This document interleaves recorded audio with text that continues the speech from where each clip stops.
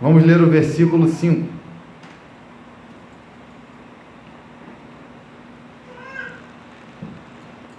Hebreus 12, versículo de número 5. Todos acharam? Diz assim: e estáis esquecido da exortação que, como a filhos, discorre convosco. Filho meu, não menospreze a correção que vem do Senhor, nem desmaieis, quando por ele és reprovado, porque o Senhor corrige a quem ama e açoita todo filho a quem recebe. Amém? Vamos orar, vamos falar com Deus. Seu Deus e Pai, nessa manhã nós te agradecemos muito, meu Deus, pela vinda até a sua casa. Obrigado mais uma vez, ó Deus, por ouvir as nossas orações, receber o nosso louvor, nos receber na sua presença. Mas nesse momento, ó Pai, queremos ouvir a sua voz, ouvir a sua palavra, o alimento, meu Pai, espiritual, o alimento sim que nós precisamos para sermos fortalecidos em Ti. Nos ajude, ó Pai, a entender e compreender as suas palavras. Atraia a nossa atenção, meu Deus, para a sua pregação. Atraia, meu Deus, a nossa atenção para aprender com o Senhor. Que teu Santo Espírito nos convença do nosso pecado, nos convença, meu Pai, dos nossos erros, e que teu Santo Espírito, ó Deus, venha falar no íntimo do nosso ser, para que possamos aprender todas as suas palavras, ouvir e praticá-las, meu Deus. Fale conosco, ó Pai, nesta manhã. Nós te agradecemos muito por ainda falar com seus filhos. Te agradecemos, meu Pai, por tudo que hás de fazer, em nome de Jesus. Amém e graças a Deus. Amém? Pode sentar, por favor.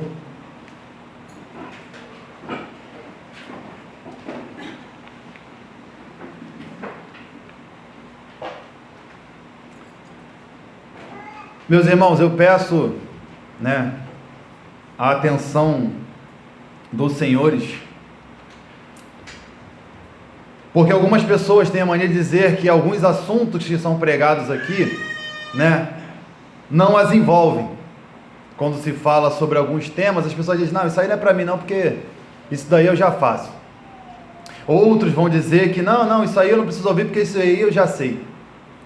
Mas quando olhamos para a palavra de Deus, no livro dos Hebreus, que vamos escorrer o texto do versículo 4 até o versículo 13, eu acredito que se você não é pai, filho pelo menos você foi.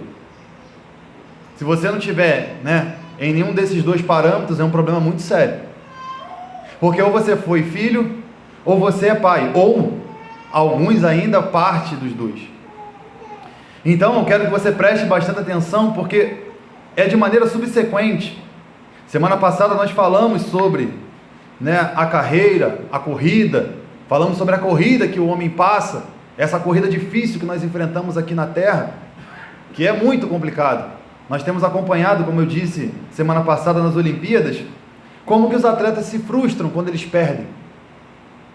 Você vê que o segundo lugar para um atleta de alto rendimento, em algumas modalidades, é algo frustrante, porque o segundo lugar lá vem como a derrota. Mas ninguém perde e ganha um ouro. Então você vê que ele corre para aquilo ali. Ele corre para essa carreira e corre para alcançar esse objetivo. Só que você tem sempre que prestar atenção em um detalhe muito importante. O livro dos Hebreus está falando para um povo judeu, em um período de grande perseguição. Está falando para um povo que está sendo perseguido demais, porque agora eles estão vivendo algo totalmente diferente do que eles foram criados. Eles são criados dentro do sincretismo, dentro das figuras, porque como eu disse semana passada, nós que fomos criados em outros ministérios, tínhamos lá a rosa, não tínhamos? Ou não? Tínhamos o sal, ô crente, tá me ouvindo aí? Tinha água, não tinha? O cimento, o tijolo, a vassoura para varrer o mal, ou não? Água ungida, tudo era aqueles argumentos. O paletó do pastor que fazia as pessoas caírem, não é? A sombra do pastor que curava, segundo eles, As campanhas, as coisas. Só que quando Cristo nos chama e nos traz luz à mente para enxergarmos o que é o Evangelho de verdade, Ele nos chama para abandonar tudo isso. O judeu está ouvindo que não existe mais nada a não ser Cristo. Não tem mais Arca da Aliança. Não tem mais nada, o candelabro, não existe mais isso. Vai se ouvindo que Cristo é o suficiente.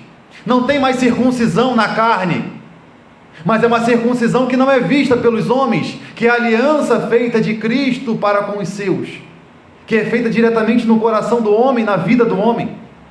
E o judeu está passando por esse processo difícil, porque eles começam a ser hostilizados, não pelas pessoas de longe, mas por aqueles que são próximos. O pai, a mãe, os irmãos, olham para eles e falam: vocês são fanáticos, vocês são loucos, vocês estão indo contra as tradições que eles foram criados nisso. E o autor dos Hebreus está tentando trazer aquilo que Cristo ensinou.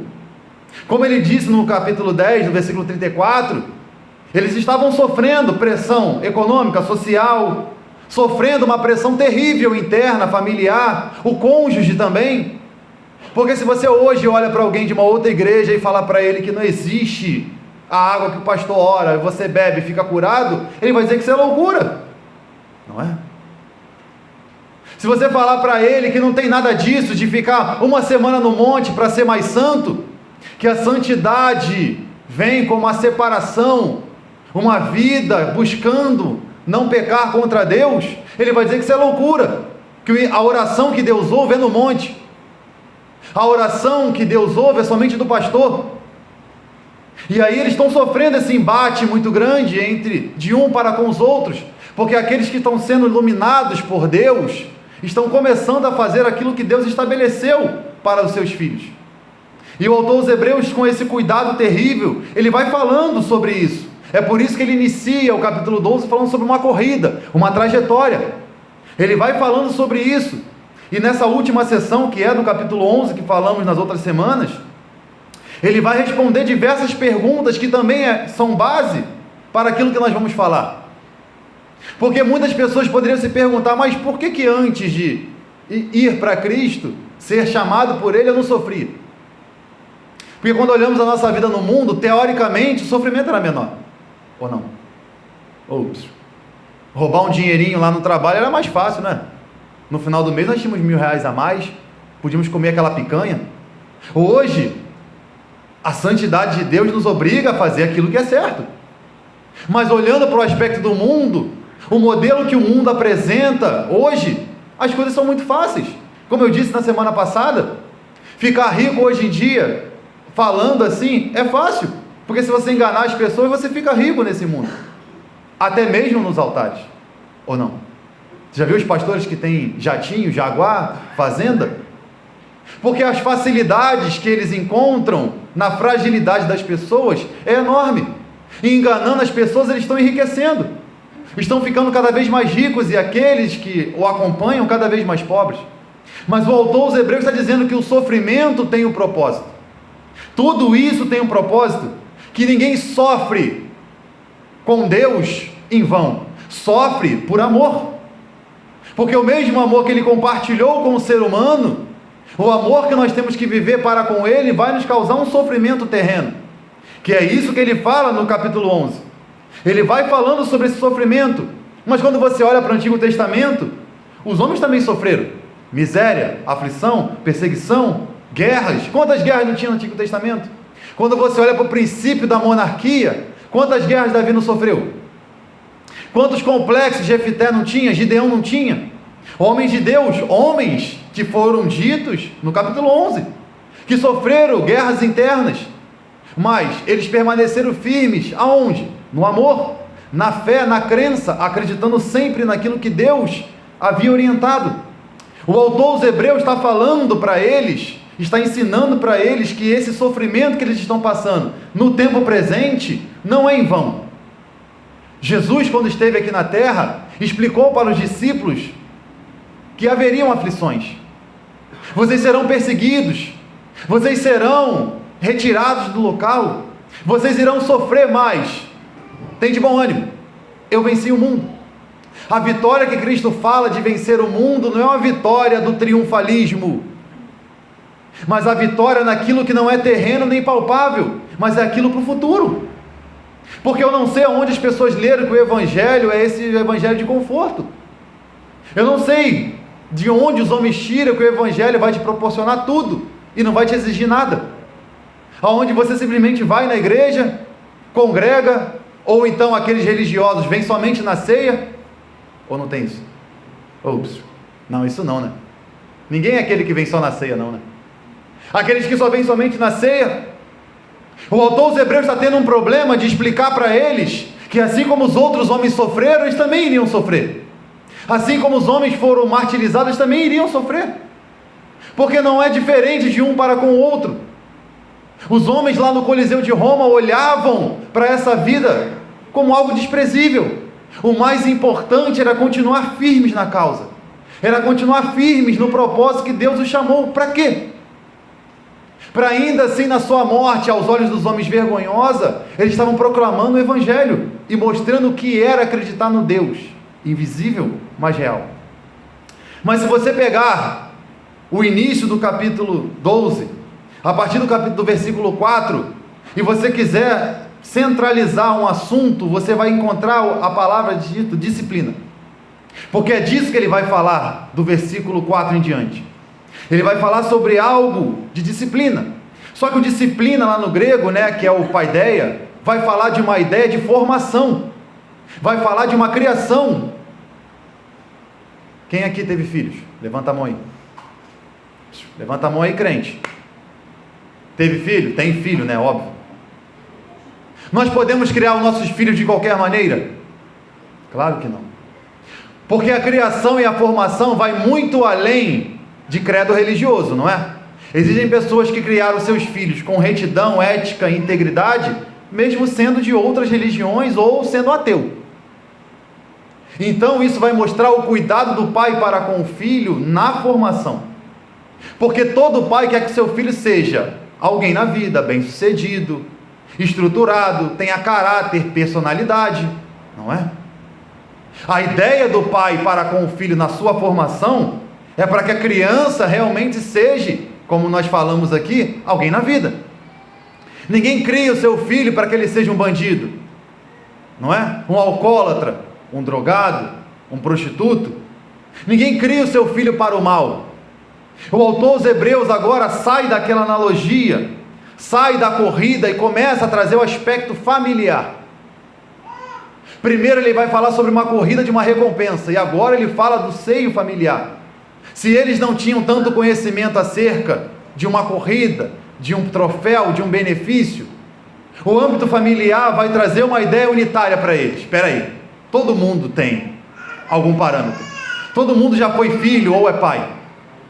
Todo mundo entende como é que funciona a relação de pais para com os filhos. Porque uma coisa você precisa entender: a disciplina de Deus tem um propósito.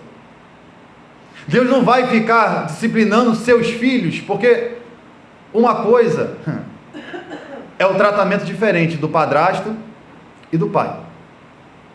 Porque se o pai tem aquele cuidado, tem padrastos que cuidam de maneira excelente dos filhos de seu cônjuge, é verdade ou não é? Mas existe padrastos que não cuidam muito bem, porque não tem vínculo sanguíneo com ele. Eu não preciso me preocupar com ele, já cansei de falar, ele não escuta, não deixa ele fazer o que ele quer. Mas geralmente o pai de verdade não age assim. O pai vai até os últimos limites para que o seu filho realmente faça aquilo que ele quer.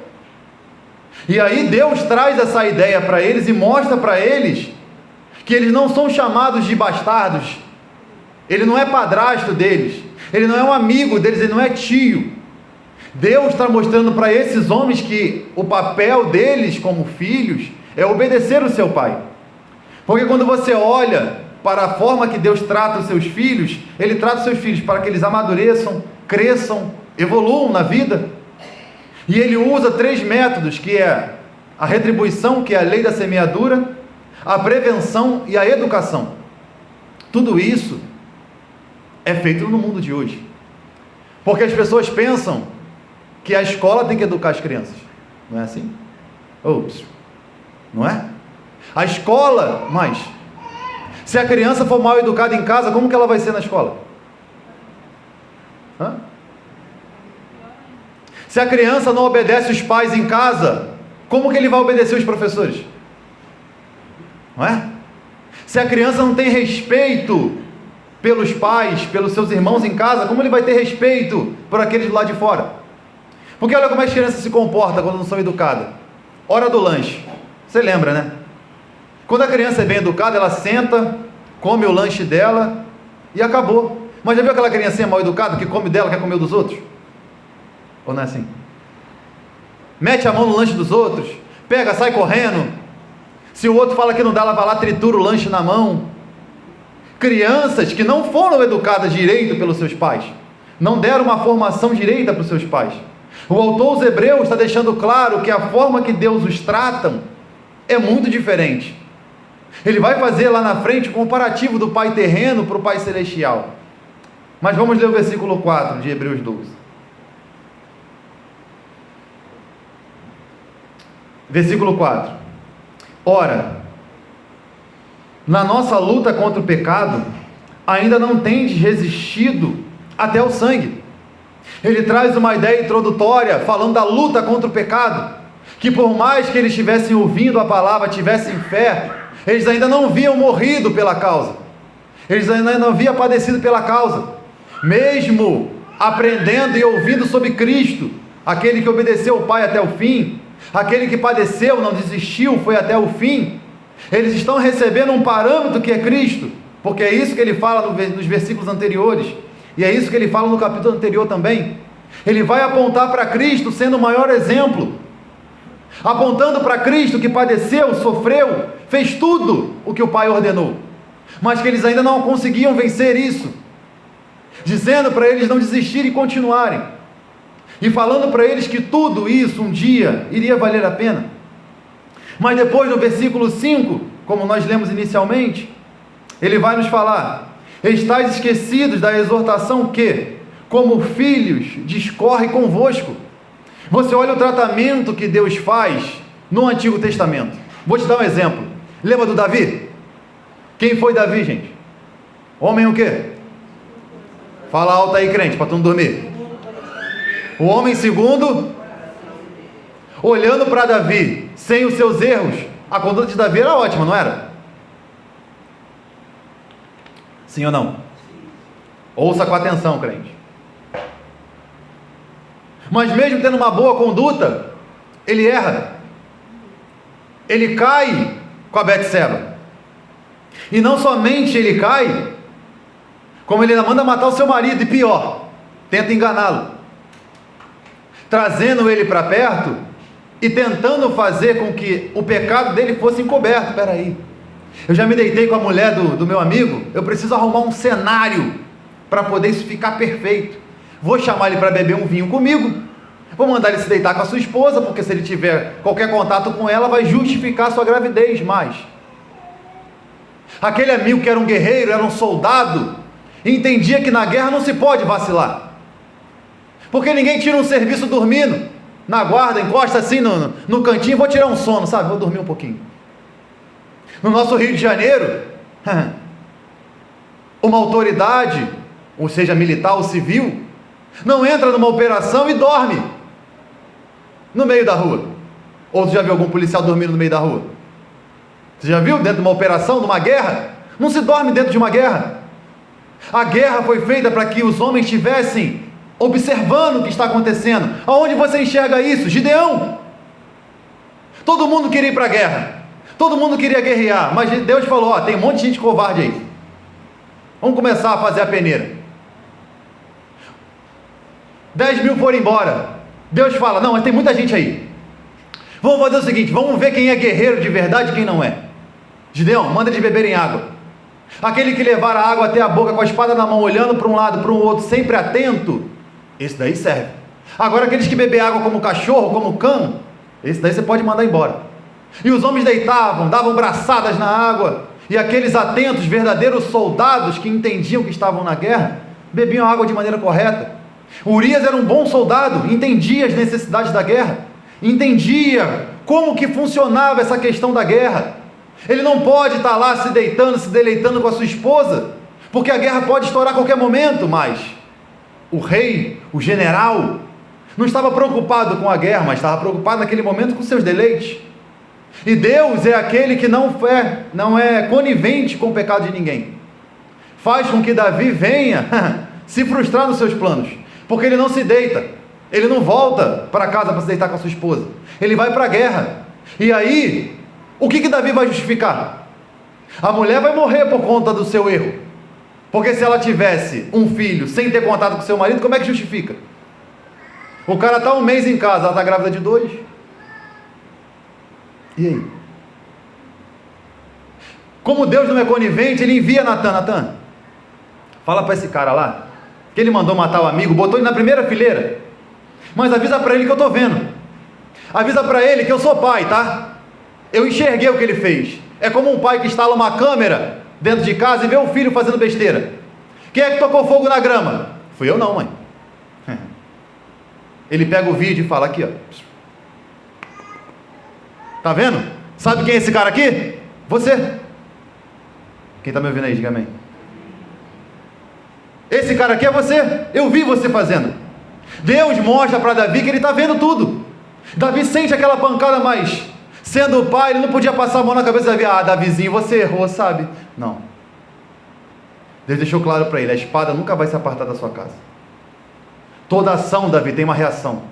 Toda ação tem uma consequência, mas ainda assim, como que Davi era chamado? Fala aí, crente. Homem o quê?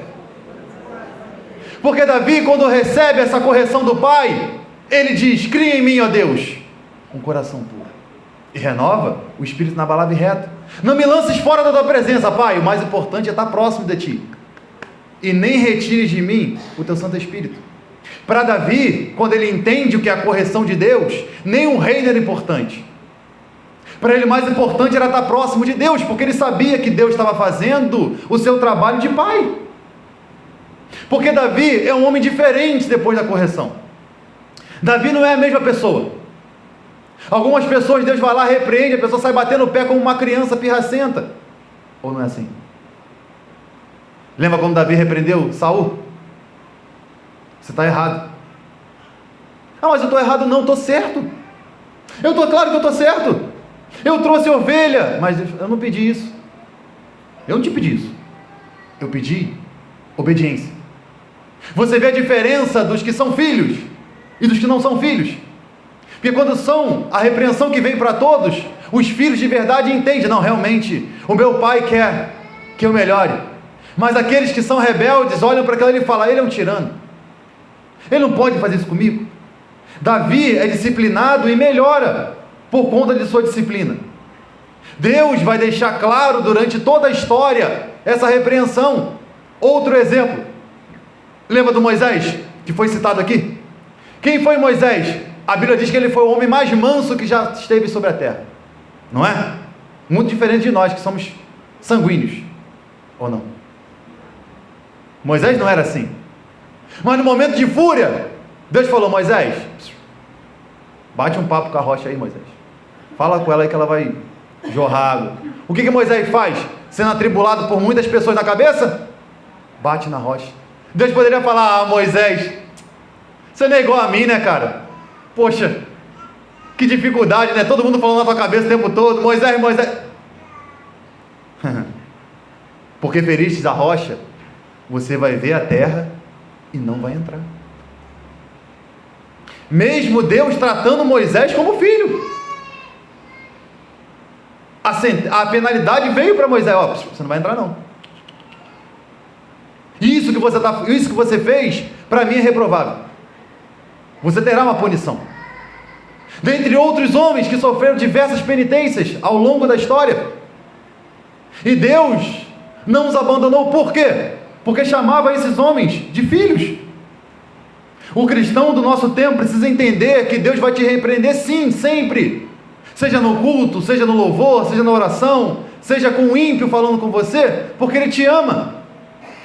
E o amor dele não é um amor palpável, é um amor que você consegue enxergar, mas você consegue sentir.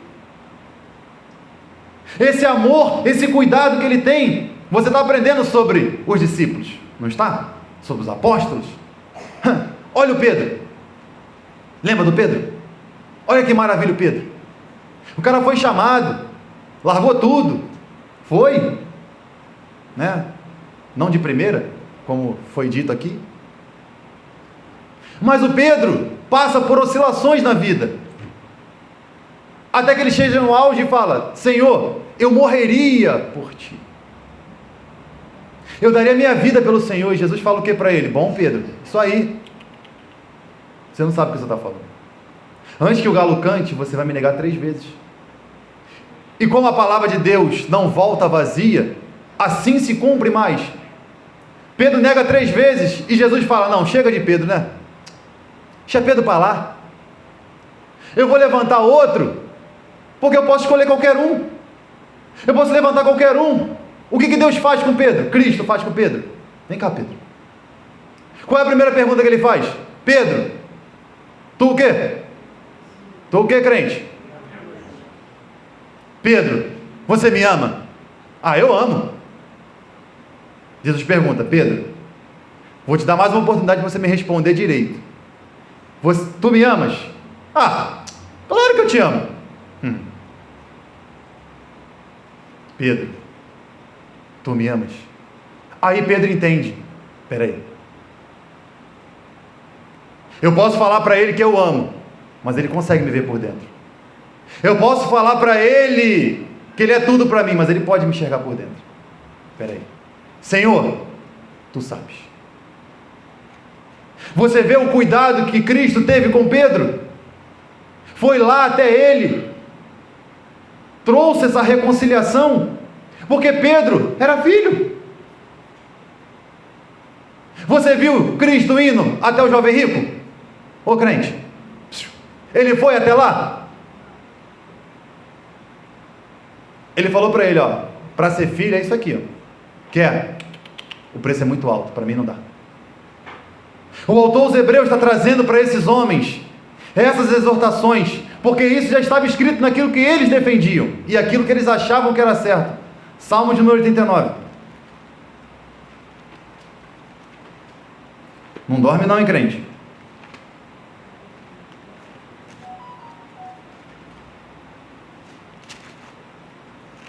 Daqui a pouco, quando apertar,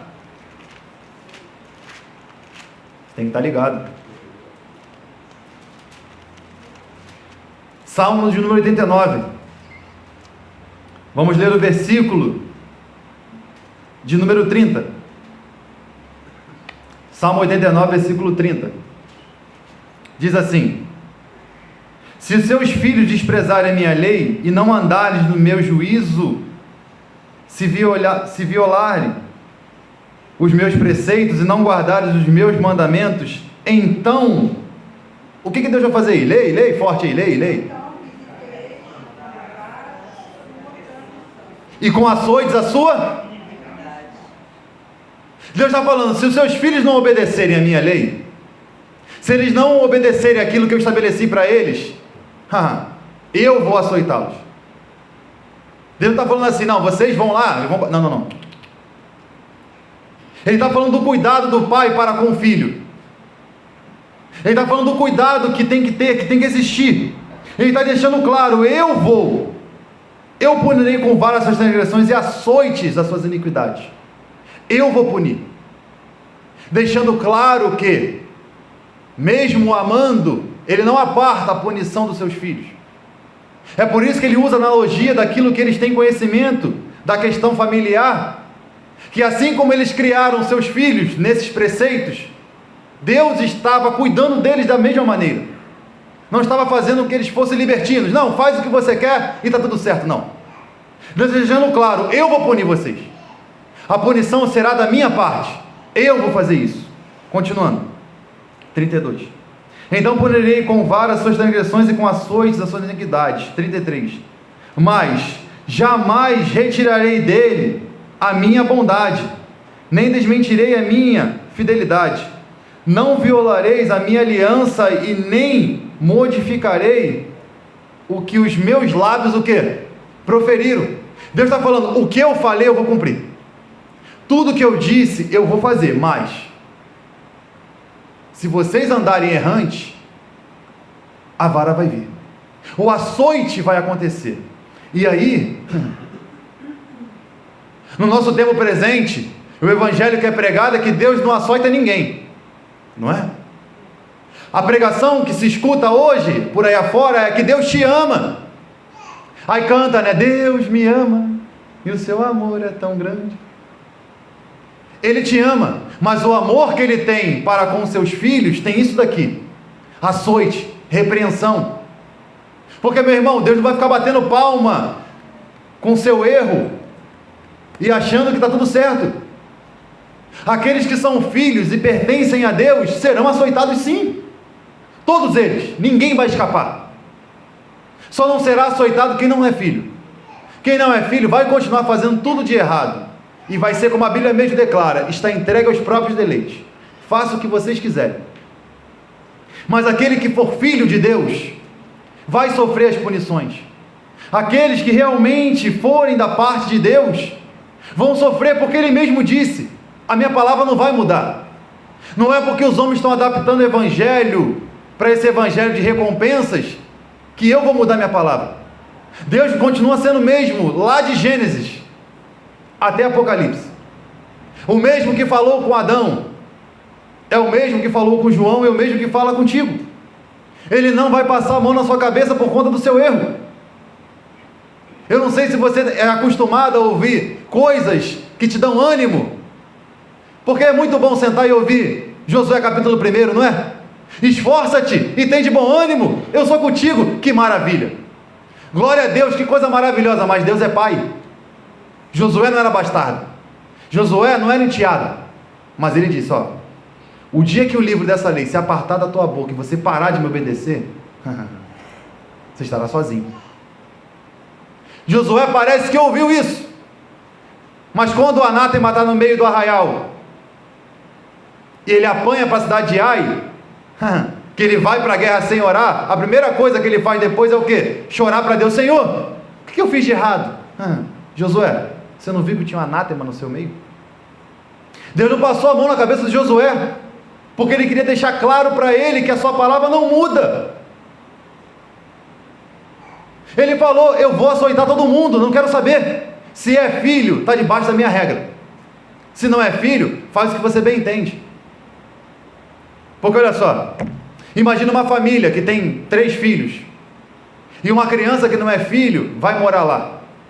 A criança vai ser criada nos mesmos preceitos que os outros 6 filhos, sim ou não? Mas o pai não vai poder ficar batendo na outra criança, porque não há linhagem sanguínea. No máximo que ele vai conseguir fazer é ensinar as diretrizes, mas bater, açoitar, disciplinar, eu não falo bater de agressão, tá, gente? Porque o açoite aqui não fala de agressão, tá? Fala de bater aonde os olhos não enxergam, que é aquela pancada que não dói no corpo, mas dói na alma. É assim que Deus faz.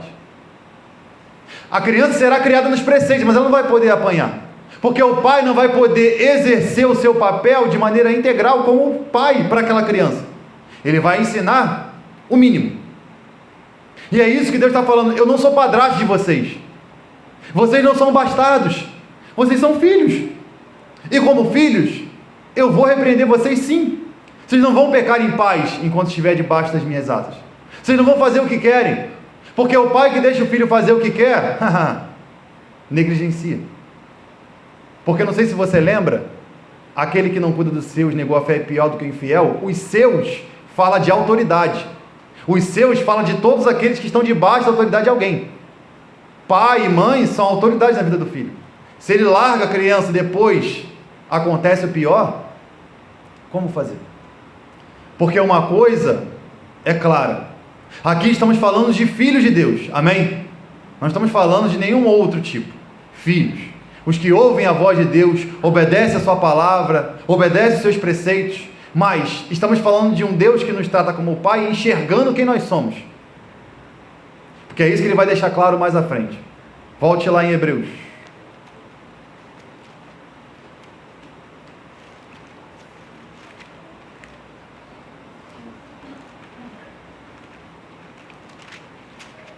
Hebreus capítulo 12, versículo 5. Estais esquecidos da exortação que, como filhos, discorre convosco. Ele está falando: eu já falei para vocês diversas vezes, mas parece que vocês se esqueceram. Eu já ensinei para vocês diversas vezes, mas parece que vocês não ouvem. É muito ruim falar várias vezes a mesma coisa, não é não? Não é ruim? Quem tem criança pequena aí? Levanta a mão aí, crente. Me ajuda aí. Você já falou 10 vezes, não mexe aí. E a criança está o quê? Mexendo. Já falou 20 vezes, sai daí. A criança está onde? Está ali. Já falou, sai daí que você vai se queimar. A criança está mexendo. Tira a mão daí. A criança está batendo a mão. Não é? Até que a mãe se incendeia e dá um berro com a criança chega, olha para ela assustada, assim, arregala o olho. E ela entende que o que a mãe está falando é sério. O autor aos Hebreus está falando, ó, Deus trata vocês igual um pai trata uma criança. Porque ele já falou para não fazer e vocês estão fazendo. Vocês esqueceram do que eu falei? Tudo que vocês dizem que sabem, vocês não cumprem, vocês não fazem. E Deus está trazendo de novo a memória de vocês. Porque olha os propósitos ainda. A disciplina também traz uma prevenção. Porque lembra do Paulo? Quem foi Paulo? Um dos maiores evangelistas, não é? Segundo a que a Bíblia relata. Dentre os apóstolos, o que mais foi itinerante, o que mais fundou igrejas, o que fez uma obra maior em questão de amplitude diária. Mas, quem Deus era de Paulo, gente? O crente. Quem Deus era de Paulo, crente? Meu Deus. Deus não era pai também de Paulo? Está dormindo, né? Está viajando aí, né? Quem Deus era de Paulo? Pai. Sabendo como seu filho é, conhecendo por dentro, não como os pais terrenos. Deus vai colocar um espinho em Paulo. Olha o Paulo, depois de sofrer tudo que sofreu, de enxergar pouco, depois daquela luz. Olha o Paulo, está com espinho na carne. Só que Deus deixa claro para ele que aquilo ali é para que ele não se exaltasse. Era uma maneira de prevenção, para que ele ficasse na dele, para que ele não pensasse que fosse melhor do que os outros, para que Paulo ficasse, como nós falamos aqui, em paz. Porque Deus deixou claro para ele, Paulo, ó, minha graça te basta. Para você a minha graça é suficiente, Paulo. Porque o meu poder se aperfeiçoa na sua fraqueza. Quando você se enxerga como fraco, você está forte. Porque você, como fraco, você depende de mim, que sou mais forte que você, Paulo. A disciplina de Deus traz essa prevenção, esse cuidado, para que Paulo não começasse a levantar o nariz. Por quê? Jesus teve esse problema com os discípulos. Não foi? Eu sou o melhor. Lembra de Marcos? Marcos fala sobre isso. Porque quem narra para Marcos é Pedro. Pedro fala, ó, nós tivemos um probleminha lá no passado, ó, que todo mundo queria ser melhor que todo mundo. Eu prego melhor. Eu canto melhor, eu toco melhor, eu faço melhor. Não é muito diferente do que nós temos hoje no tempo atual, né? Os homens querendo ser melhor do que os outros, e Deus sabendo disso, falar, peraí, Paulo, eu preciso fazer algo diferente nele. Porque eu não vou ter esse tempo hábil para moldar ali Paulo. Paulo precisa fazer logo a obra. Paulo precisa ser instruído mais. Para economizar tempo, vou botar um espinho para que ele...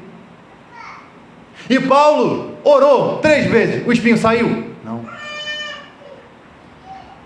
Porque o propósito era manter Paulo ali naquela disciplina. Ele entender que ele dependia de um Deus, que ele não era suficiente. Por mais que ele tivesse conhecimento, sabedoria, foi chamado por Deus, evangelizado por Cristo, Paulo era miserável. Paulo dizia isso. Eu sou mais miserável dentre os homens, o último dos apóstolos, o filho abortivo, o pior de todos. Quero fazer o bem, não consigo. Tento fazer o certo e não consigo. Paulo entendia isso, porque o espinho colocava ele no lugar dele. E isso mostrando esse cuidado que Deus tinha para com os seus. E o último ponto é a educação. Lembra do Jó? Quem foi Jó, gente? Homem íntegro, temente a Deus, reto e o quê? Se desviava do mal. Mas quem é que fala isso de Jó? É o amigo? É o pastor? Foi a esposa que falou? Quem é que conta isso de Jó? Deus. Tem visto aí, Satanás? O Jó? O cara me obedece. É íntegro, temente. Ele se desvia do mal. O cara tem uma conduta excelente. Satanás fala o quê? Não, Jó? Não. Ele só é assim, porque você dá tudo para ele. Tá bom. Vou te provar que o amor dele não está aí. Vai lá. Tira tudo quanto que ele tem, mas espera aí. Se o cara é íntegro, temente, reto, se desvia do mal, ele merecia sofrer? Ô crente. Porque nas teologias por aí afora, se você for bom, tá tudo bem, você está salvo. E aí quando você olha para a Bíblia, Jó parecia fazer tudo certo, mas até o momento fazia, sim, claro. Mas o que Jó não tinha ainda era uma educação plena e um conhecimento de quem Deus era. O trabalho do pai também é fazer o filho conhecer melhor quem o pai é, porque o pai geralmente tenta ser o maior exemplo para os seus filhos. Ainda que o pai tenha uma vida toda tortuosa, uma vida péssima, ele tenta passar o melhor que ele tem para os seus filhos, diferente de Deus, que é perfeito em tudo. Dentro da sua perfeição, Deus tenta ensinar para Jó que não bastava ele ser íntegro, temente, reto, se desviava do mal, era necessário ele conhecer melhor o Deus no qual ele servia. Mas aí, qual é o processo? Perder 10 filhos, perder tudo. Porque às vezes você lendo superficialmente, Jó teve que enterrar os 10 filhos, porque os empregados foram embora, tá? Imagine cavar 10 covas. Ô crente, imagine sonhar com filhos, se alegrar com a gestação, com a barriga crescendo. Imagine você pegar a criança pela primeira vez no colo, escutar o primeiro choro, né, Jefferson? Que coisa maravilhosa. Ele enterrou 10 filhos, enterrou tudo, perdeu tudo, só para conhecer Deus melhor. E sabe o que é interessante? Deus no controle de tudo, fazendo isso para educar Jó. Lá no capítulo 19 ele diz: o meu Redentor vive, e por fim se levantará sobre a terra ao meu favor. Jó passou por tudo isso, os amigos olhando para ele falando: Jó, me conta, Jó, com quem você caiu? Para quem você olhou na rua, Jó? Quem foi que você flertou, Jó? Quem foi? Me fala. Você roubou quem, Jó? Jó, olhando para tudo isso: eu amaldiçoo o dia que eu nasci, eu sou miserável. Deus perguntou: Jó, me diz um negócio só. Você estava onde quando eu criei a terra? Não lembro. Aonde eu coloquei o limite do mar? Eu não lembro, não sei. Depois de tudo isso, lá no capítulo 42, Jó diz: antes eu te conhecia de ouvir, eu ouvia o Senhor falando, mas hoje os meus olhos te contemplam. Abre lá, Jó 42.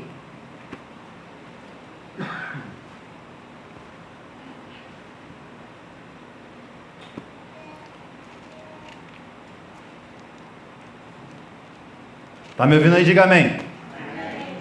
Dorme não, crente.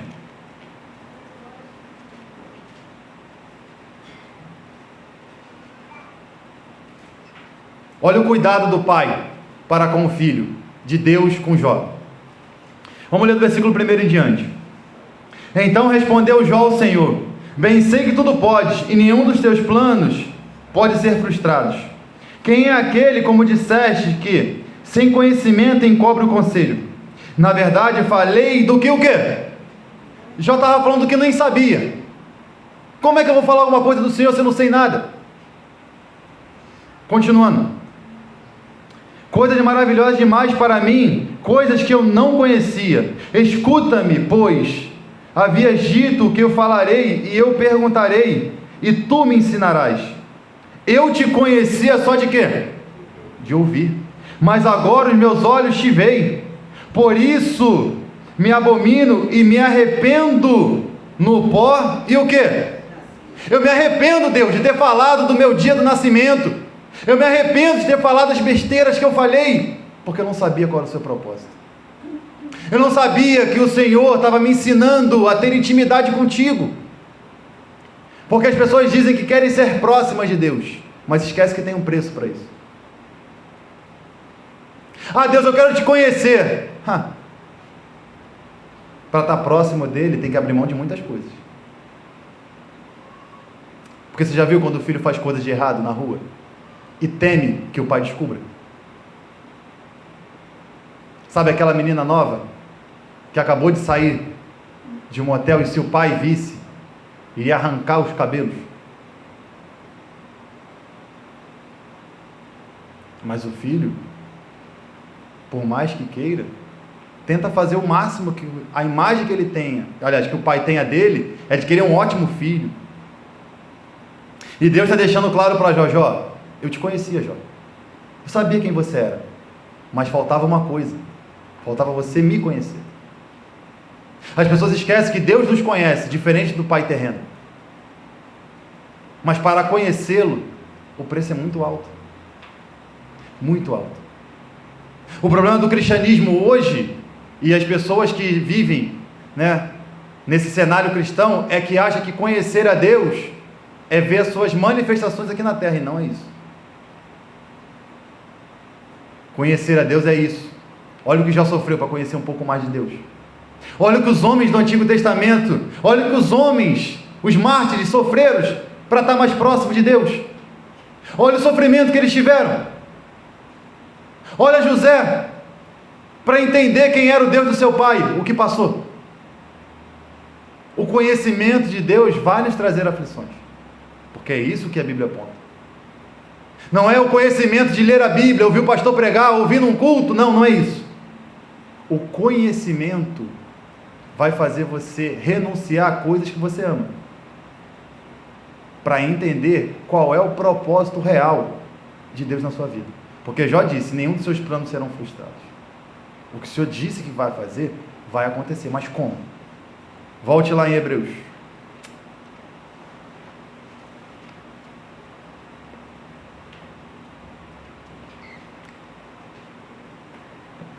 Vamos continuar. Versículo número 5. Está esquecido da exortação que, como filhos, discorre convosco. Filho meu, não menospreze a correção que vem do Senhor, nem desmaieis, porquanto por eles é reprovado, porque o Senhor corrige e ama, corrige a quem ama e açoita todos os filhos a quem recebe. Agora o autor aos Hebreus vai fazer uma referência lá em Provérbios capítulo 3. Ele vai trazer aquilo que um homem sábio disse para o seu povo, falando da correção de Deus, mas ele vai trazendo isso para todo mundo. Filho meu, não menospreze a correção que vem do Senhor. Não trate a correção do Senhor como qualquer coisa. Não trate isso como algo ruim, mas fique feliz que o Senhor está te repreendendo. Fique feliz que Ele se importe com você, porque isso demonstra o seu amor. Olha como é que o mundo está. Olha como é que as pessoas estão indo na igreja. Igreja contemporânea, casal de pastoras. 2 pastoras agora foram consagradas bispa. Bispa não, apóstola. Quantos escândalos têm acontecido agora, recentemente?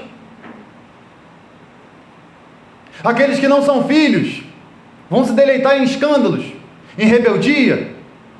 Mas quem pertence a Deus, Ele vai fazer a correção. Precisa se ajustar. Não dá para ser de qualquer jeito. Precisa ser ajustado. Porque no versículo 5 ele diz: não menospreze a correção que vem do Senhor, e nem desmaieis, ou não desanima, não para, quando por eles é o que? Reprovado. Aí muitas pessoas dizem: não, Deus está te colocando na prova para você ser aprovado. Na prova existem 2 caminhos. Quais são os 2 caminhos na prova? Aprovação e o quê? Ou não?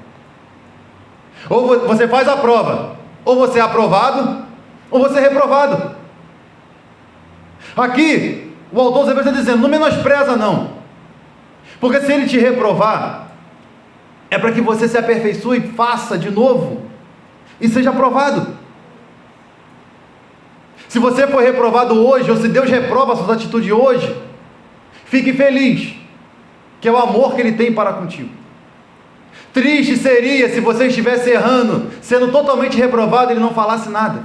Deixa Ele, faz o que Ele quer, deixa Ele fazer o que Ele quer, continua assim.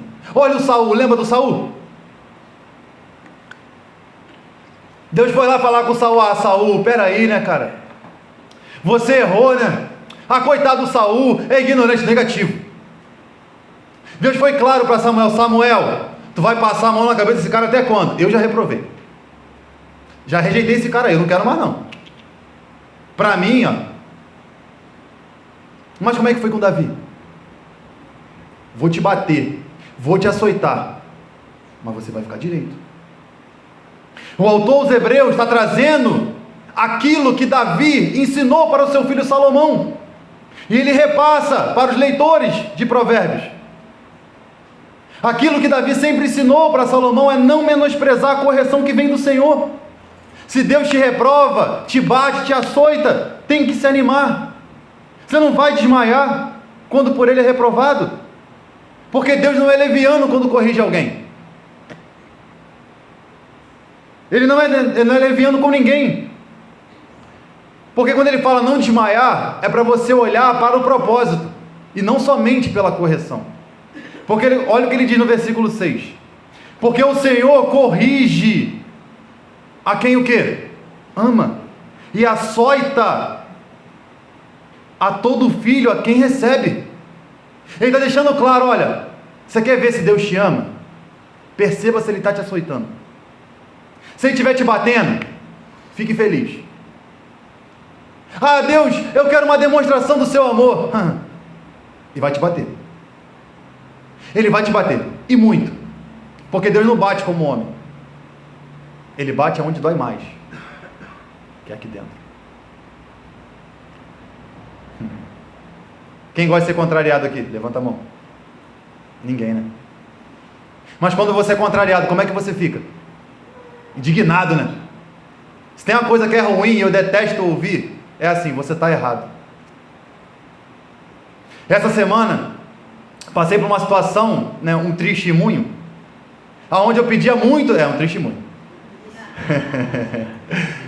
aonde eu pedia muito para Deus me ajudar em algumas questões internas, que perdurava durante anos na minha vida, e eu falava: Senhor, se eu te sirvo, eu não posso fazer isso, e Deus falou: vou tratar. Passei por uma situação tão constrangedora, que na hora eu fiquei sem palavras, mas depois eu entendi o que Deus fala em Hebreus. Falou: agora você entendeu o que é correção. Porque ou eu exponho para você quem você é, para que você entenda o que é uma correção, ou deixo você fazer o que você quiser. Você vê crianças que são criadas tendo tudo na mão, de mão beijada, elas não valorizam nada. Igual o pai que é rico, dá o primeiro carro para o filho com 18 anos. O filho nunca bateu um prego. Você acha que ele vai andar com o carro como? Quebra-mola, não vai ver um. Cavalinho de pau, não é? Mas aquele pai que traz o seu filho para o seu trabalho, faz ele ralar bastante e fala: quer um carro? Vai trabalhar, vem trabalhar comigo. Quando ele tem o primeiro carro, você vê como é que são as coisas. Lá perto de casa tem um vizinho que, meu amigo, o cara lava o carro todos os dias, insere o carro para um lado e para o outro. É um negócio terrível. Eu fico até, né, com aquele sentimento de: poxa, eu também podia fazer isso, né? Mas não tenho tempo, prefiro pagar o Juan para lavar. Mas eu vejo que ele tem um cuidado com o carro, porque ele sabe o valor que aquilo ali tem. Nada na vida dele foi de mão beijada. Eu já estive conversando com ele. Nada foi de mão beijada. Por quê? Quando se entende o valor daquilo que se recebe, você valoriza. Aqueles que não dão crédito, como nós pregamos domingo, terça, às vezes falamos, as pessoas não dão crédito. Por quê? Para elas isso é algo desprezível. Mas os filhos ouvem essas correções, ouvem as palavras do seu pai e falam: meu Deus, obrigado por me trazer uma correção, porque eu estava indo para o caminho tortuoso. O autor aos Hebreus está deixando claro que a maior prova de amor de Deus é a correção. A maior prova de amor é o açoite, é a repreensão. Porque Deus não vai gastar tempo com pessoas à toa. Ele vai falar no íntimo daqueles que Ele ama. Sabe quando você escuta a pregação e arde no seu coração e Deus falando contigo? Fica feliz. Porque quando você vier no culto, escutar a palavra de Deus e não sentir nada, chore, que tem um problema gravíssimo no seu coração. Você está se esfriando de uma tal maneira que você está cada vez mais distante e não está percebendo o que está acontecendo. Versículo 7.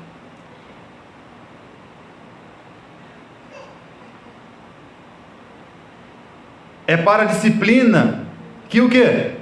Perseverais. Aí ele bota entre aspas, Deus vos trata como o quê? Como filho. Ele está te tratando como filho. É por isso que ele está fazendo isso. Pois, que filho há que o pai não corrija? Agora ele traz pro ambiente comum. Tá, vocês estão reclamando de muitas provações? Olha o que os homens passaram. Olha o que eles sofreram lá atrás. Qual pai que não corrige seu filho? Vocês acham que eu vou deixar vocês fazerem o que vocês querem? Negativo. Se o pai terreno não é assim, por que eu tenho que ser? Só que o povo hoje escuta a repreensão de Deus e diz, não, isso aí é uma indireta do pastor. O pastor me conhece e está falando da minha vida no altar. Aprove a Deus que eu que não estou com vocês aqui falar sobre isso. Porque talvez se fosse o pastor Alex, alguns diriam, não, isso aí não, porque ele me conhece, ele sabe que, né, eu sou rebelde, o meu pai falou com ele. Não. O autor dos Hebreus está deixando claro que se você está sendo açoitado, Deus está arrancando essa rebeldia de você, se alegre. Porque qual pai que não repreende seu filho? Que é o que ele diz no versículo 7. Qual pai que não quer o melhor para o seu filho? É essa analogia que ele está usando. Qual pai que não faz que seu filho seja disciplinado para que ele se torne alguém melhor? Continuando, versículo 8. Mas, se estáis sem correção, de todo tem se tornado participante. Logo, sois o quê? Bastardos e não filhos. Se você não tem correção nenhuma de Deus, é um problema. Porque você não está sendo tratado como filho. Está sendo tratado como bastardo. Você é mais um. Você está ali. Vem, ouve. Está até aqui na igreja. Parece que faz parte do corpo, mas é bastardo. Porque o bastardo, quando escuta a repreensão, ele se incendeia. O filho abaixa a cabeça porque entende que o pai é autoridade. Ou não? Essa é a diferença. Se outrora ele fala de algo mais complexo de se entender, que é uma corrida, agora ele fala, tá bom então, vou falar de alguma coisa que vocês vão entender. Agora vocês vão entender. Porque não adianta vocês ficarem reclamando, estão sendo perseguidos, açoitados, as pessoas estão te dando as costas, porque é isso que o Evangelho faz. Se você quiser viver o Evangelho, você vai criar sim umas certas inimizades, porque o que as pessoas acham que é certo, a Bíblia vai falar que é errado, e aí, por não ser libertinos, você vai se tornar oposição àqueles que são, que é isso que o autor dos Hebreus está falando. O pai repreende vocês para você não ser igual a eles. Vocês não podem ser iguais, vocês não podem apoiar coisas que a Bíblia condena. Vocês precisam ser diferentes, porque o pai repreende seu filho, e vocês não são bastardos, porque quando ele diz bastardos aqui, ele traz aquela ideia que os nobres, quando tinham filhos bastardos, eram sustentados financeiramente, mas não havia um suporte familiar. O pai não dava suporte para os filhos bastardos, achando que somente o dinheiro era o suficiente para a criação. Pai e mãe negligentes dão somente dinheiro para a criança. Não, se eu der um tablet para ele, ele fica quieto. Não é assim. Vou dar o telefone na mão dele e ele vai ficar quieto. Não. Peraí. Existe momento para tudo. Porque a analogia aqui é de pai e filho. Vamos lá, vamos continuar o exemplo. Dá tempo ainda. Você deixa seu filho comer um lanche antes de jantar? Porque se ele comer um lanche, ele não vai ter fome para jantar. E isso aí pode atrapalhar no seu crescimento, no seu desenvolvimento. Um do trabalho dos pais é o quê? Cuidar do alimento dos filhos, não é? Porque o filho não pode comer qualquer coisa. Você vai deixar seu filho beber Coca-Cola todos os dias? Ô crente, comer McDonald's todos os dias? Tem regras. O trabalho do pai é cuidar daquilo que o filho come também. Ou não? O alimento que o pai oferece para o filho é um alimento saudável, para que o filho cresça de maneira saudável, seja sadio e não fique doente a qualquer custo. Ele pode ficar doente na trajetória de vida? Pode, claro, acontece, mas naquilo que o pai puder, na alimentação, Ele vai fazer. Agora, e o pai que deixa a criança comer o que quer? Igual os pastores, que pegam mensagens prontas na internet, dão para o povo come qualquer coisa, está ótimo. Estão comendo doce todos os dias, porque a palavra é só doçura, não é? Só coisa doce, mas se você comer doce todo dia vai fazer o quê? Estraga os dentes, diabetes. Só que a diabetes causa o quê? Cegueira. A diabetes faz com que membros sejam amputados. Tudo por causa de quê? Comida errada. O trabalho que ele está falando de pai com filho é muito mais profundo do que a gente lê superficialmente. Ele vai falar de um cuidado excessivo. Vai falar de companhias, porque o pai também quer saber com quem o filho está andando. Ó, isso aí não dá para tu andar não. Esse aí é marginal, esse aí, ó. Você pode falar com todo mundo, mas não se misturar com ninguém. É isso que os pais ensinam. Você não deixa a criança brincando na beira da estrada, como aqui na Arthur Rios. Ah, abre a porta aqui e deixa a criança brincando. Larga ela, atravessou. Não, você não faz isso. Porque o pai sabe que a criança não tem noção do que está fazendo. Nós, como crianças, Jesus falou isso. Vocês precisam ser como crianças. Não crianças imaturas, mas dependentes. Que são guiadas pelos pais. Que fazem o que os pais mandam. Comem na hora que os pais ordenam. Andam com quem os pais querem que vocês andam. Essa é a analogia que ele traz. A criança não faz o que quer. Você não deixa uma criança brincar com fogo. Ficar riscando fósforo, bombinha. Tem aquela fase de criança que a gente fica atacando bombinha, malvina, né? Cabeção de negro, né?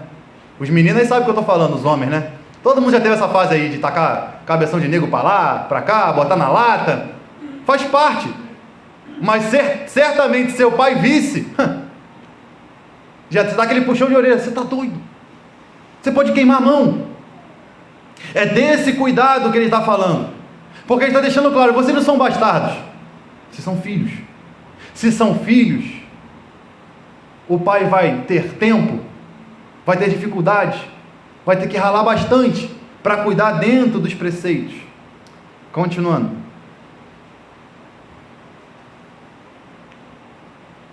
Versículo de número 8, parte B. De que todos têm se tornado participantes, logo são os bastardos, não filhos. 9. Além disso, tínhamos os nossos pais segundo a carne, que faziam o quê? Nos corrigiam. E aí nós fazíamos o quê? O respeitávamos, ou obedecíamos, né? O respeitávamos. E não havendo estar em muito maior submissão ao pai espiritual, então que vivemos? Ele está falando, peraí, se o pai carnal você obedecia, por que você não pode obedecer o pai espiritual? Ou o pai celeste, como é colocado na Bíblia? O pai carnal falava, você não vai sair hoje. Você saía? Geralmente não. Porque se você saísse, seu pai chegasse e não te encontrasse em casa, o que ele faria? Te daria um doce? O que ele te daria? Se o pai falasse assim, ó, hoje não vai jogar bola, e você saísse para jogar bola, e aí? Hoje não brinca de pique na rua. O pai chega do trabalho e o filho está brincando. Eu ouvi um amigo falando que ele tinha medo do pai dele, mesmo quando o pai dele não estava em casa. Que o pai dele falava que eles não podiam jogar videogame, e eles não jogavam. Que parece que o pai dele tinha um olho dentro de casa, que se eles jogassem videogame, mesmo deixando o videogame do mesmo jeito que saiu, o pai repreendia eles. E ele conta que uma vez o pai dele falou que não era para ele jogar bola. E aí ele foi jogar bola e quando viu o carro do pai passando, ele foi correndo para casa. Deitou na cama como se nada tivesse acontecido. E o pai chegou e falou, ó, porque você jogou bola, está mais um mês de castigo. Ele, como assim? É isso e acabou. Se nós obedecemos os nossos pais, Deus está falando, tá, peraí, vocês já entenderam a ideia que eu quis passar para vocês de pai e filho? Se vocês obedeciam eles, que eram na carne, e ele fazia tudo isso por correção de vocês, por que vocês não podem me obedecer? Porque vocês não podem continuar naquilo que eu deixei para vocês. Por isso que ele diz, na parte B do versículo 9, né? Ou o versículo 9, além disso, tínhamos os nossos pais segundo a carne, que nos corrigiam e o respeitávamos, não havendo de estar muito maior submissão ao Pai espiritual então que vivemos.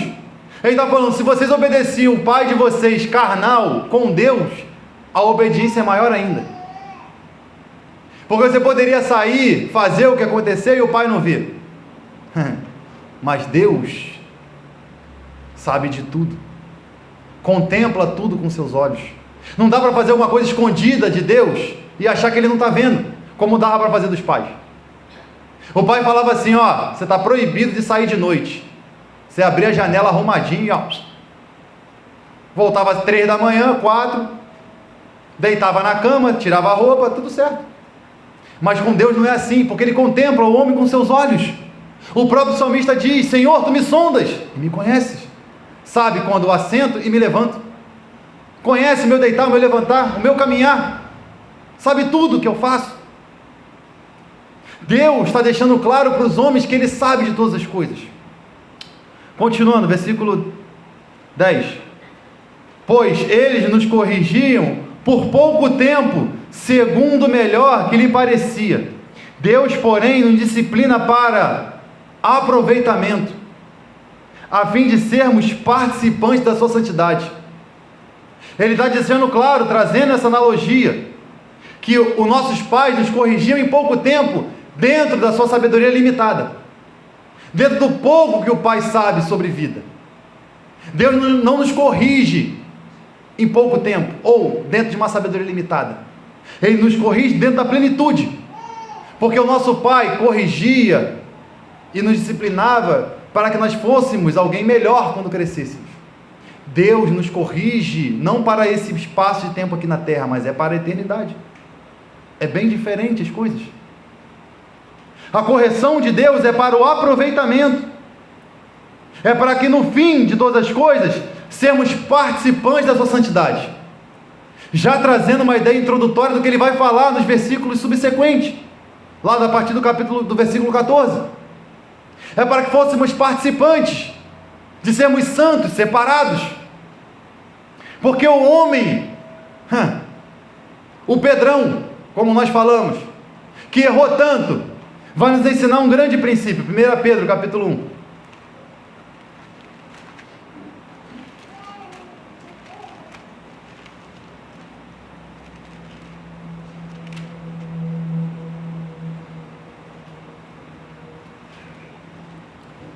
Primeira Pedro capítulo 1, versículo de número 14. Como o quê? Como o quê? Filhos da obediência, não vos amoldeis às paixões que tinhais o quê? Anteriormente da vossa ignorância.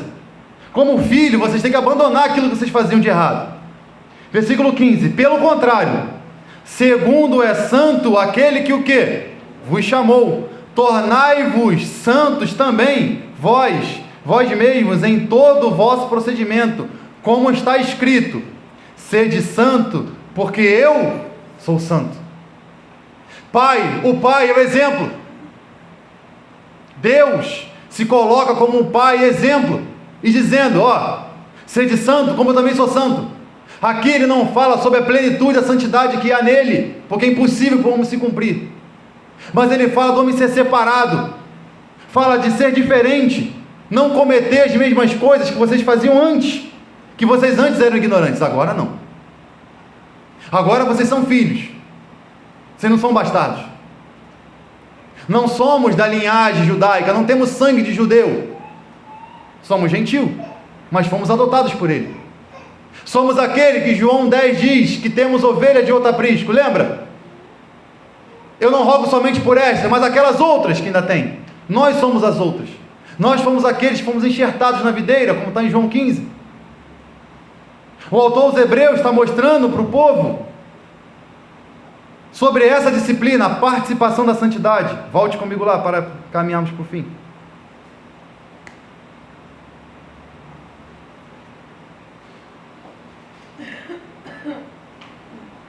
Versículo 11. Toda disciplina, com efeito, no momento, não parece ser motivo de alegria, mas de tristeza. Ao depois, entretanto, produz fruto pacífico ao que tem sido por ela exercitados fruto de justiça. Ele está falando, peraí, eu entendo. Eu sei que a disciplina não nos produz alegria. Ser corrigido realmente vai nos fazer ficarmos tristes. Eu sei disso, é isso que ele está dizendo. Toda disciplina com efeito, no momento, não parece ser motivo de alegria. Quando Deus fala para você que você está errado, você chora, soluça, bate o pé. Ele está falando, eu sei que isso aí causa uma tristeza. Eu sei disso, mas isso tem uma recompensa. Ele continua dizendo, mas de tristeza. Porém ele diz, ao depois, entretanto, produz fruto pacífico aos que têm sido exercitados, por ela exercitado, fruto de justiça. Ele está falando, pode doer, pode ser difícil, mas produz algo em vocês muito melhor. Pode ser algo difícil de aceitar, Deus te repreender, bater o tempo todo, mas Ele faz isso para que vocês não andem de maneira libertina, não seja como o mundo fala que vocês têm que ser. Ele faz isso para que produza em você o senso de justiça, que é o sentimento de obediência à sua palavra, porque Ele fala de santidade e fala de justiça, fala de justos e santos. Ele fala de pessoas que amam a sua palavra e entende a repreensão vinda da parte dele, porque isso produz fruto. A repreensão de Deus vai nos produzir fruto. E aí no versículo 12 ele termina, por isso estabelecerei as mãos decaídas e joelhos trópegos, e fazei caminho reto para os pés, para que não extravie o que é manco, antes seja curado. Ele termina nos 2 últimos versículos falando de Isaías 35, nós vamos ler daqui a pouco. Ele fala de Isaías 35, fala do momento que o povo vivia lá, no período do profeta Isaías, trazendo essa mensagem para o coração do povo judeu, mostrando para ele tudo isso. Vamos lá, Isaías 35, para encerrarmos.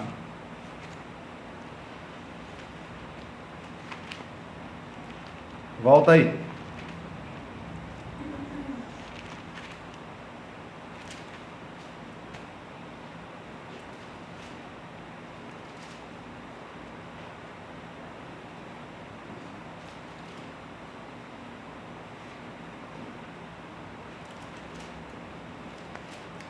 Vamos ler do versículo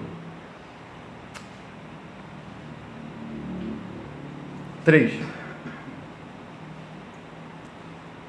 Fortalecei as mãos o quê? Frouxas ou fracas. Firmais os joelhos vacilantes. Dizei aos desalentos do coração ou desanimados de coração, né? Sede fortes e não temais, eis o vosso Deus, a vingança vem, e a retribuição de Deus,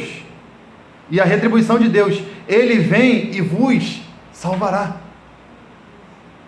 Deus está trazendo a palavra para o seu povo. Olha só, vocês que estão com as mãos frouxas, as mãos não estão firmes, não estão segurando nada. Já viu quando você pega uma coisa e fica caindo toda hora da mão? Igual quando a mão está dormente, você pega ali a chave e cai 10 vezes. Deus está falando, ó, vocês estão com a mão frouxa, estão com o joelho fraco, estão tremendo, estão com medo, vocês aí frouxos, preste atenção, e fala para aqueles também que estão desanimados do coração, para não desistir, para não parar, porque a retribuição do Senhor vem. Aquilo que Deus vai fazer, uma hora vai chegar.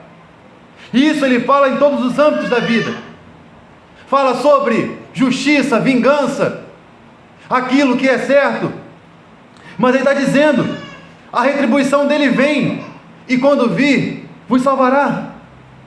Ele faz esse comparativo, porque a centralidade do texto é a disciplina, e tudo isso aponta para Cristo.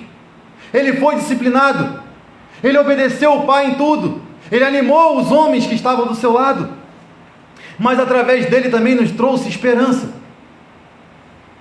Porque o que seria de nós sem ele? O que nós falaríamos sem Cristo? O que pregaríamos sem ele ser o nosso maior parâmetro, nosso único parâmetro? O autor aos Hebreus encerra dizendo: calma, a ordem é só para continuar, assim como vocês estão correndo para a coroa incorruptível, assim como vocês estão obedecendo, como um filho obedece um pai. Continue e não desanime, não sejam frouxos, não precisa ficar tremendo, porque o Deus que nos chama é maior do que qualquer dificuldade. É isso que ele passa para o povo hebreu, para o povo judeu, para o povo de Deus e para nós nessa manhã.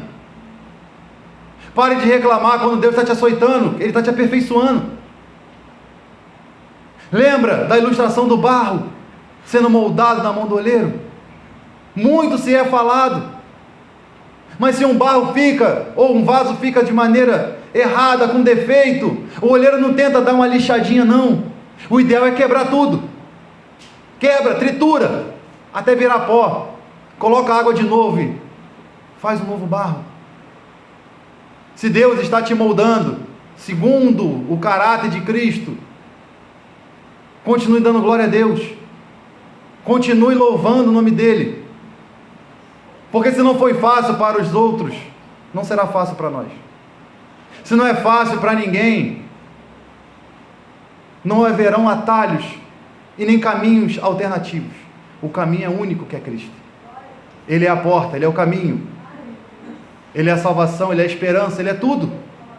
O autor dos Hebreus aponta para Ele dizendo: olha para Ele, abriu mão de tudo, obedeceu, não teve por usurpação, fez tudo como o Pai ordenou, e depois de tudo isso, Ele foi exaltado. A nossa vitória não é aqui na terra, a nossa vitória vai além daquilo que nós conseguimos enxergar, que é quando chegarmos lá e ouvimos aquela seguinte frase, eu encerro aqui: vinde benditos de meu Pai, possuo o reino que vos tem por herança. Amém? Vamos ficar de pé.